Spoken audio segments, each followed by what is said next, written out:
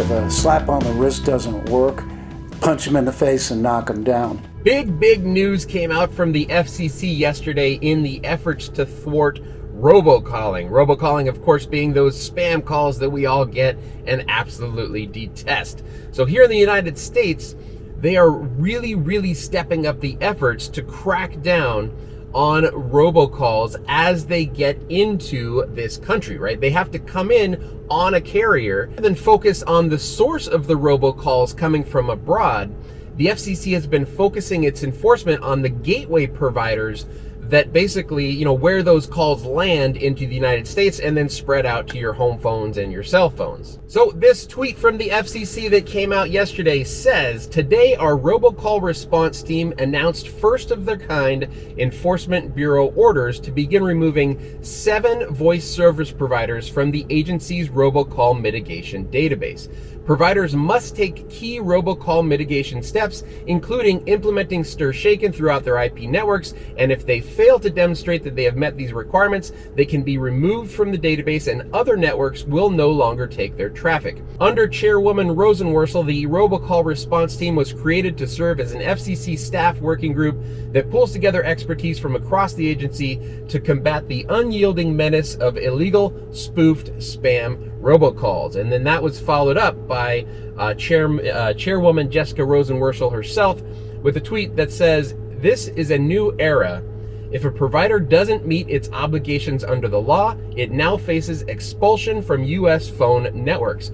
Fines alone aren't enough. Providers that follow our rules and make it easy to scam consumers will face swift consequences." So essentially what they're saying is, if you are a provider that is looking the other way on these robocalls that are coming into the United States, and you have not been compliant with the STIR/SHAKEN and other regulations in the industry, the FCC is now forcing other carriers to drop all traffic from the suspect carriers. And if you look at the actual article from fcc.gov, just says, description, the FCC's robocall response team announced first of their kind Enforcement Bureau orders to begin removing 7 voice service providers, etc. And then it actually lists the providers: Acabis, Cloud4, Global UC, Horizon Technology, Morse Communications, Sharon Telephone, and Southwest Arkansas Telecom.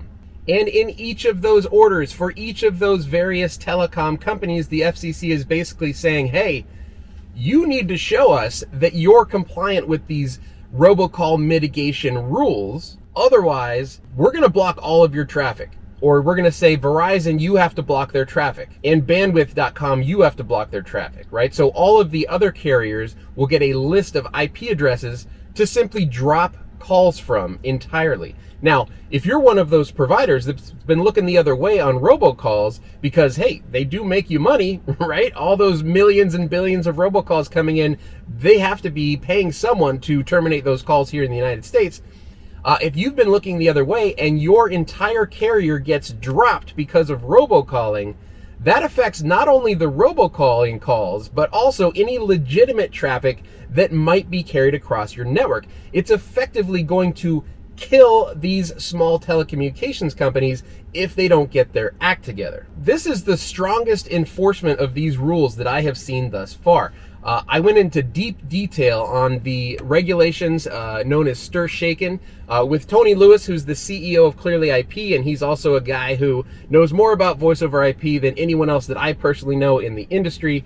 And so go check out that video if you're interested in more about STIR/SHAKEN and sort of what I call the death of the small SIP carrier, because in my case, it was much easier to just close up shop than it was to conform to the regulations that the FCC and is putting on these small carriers.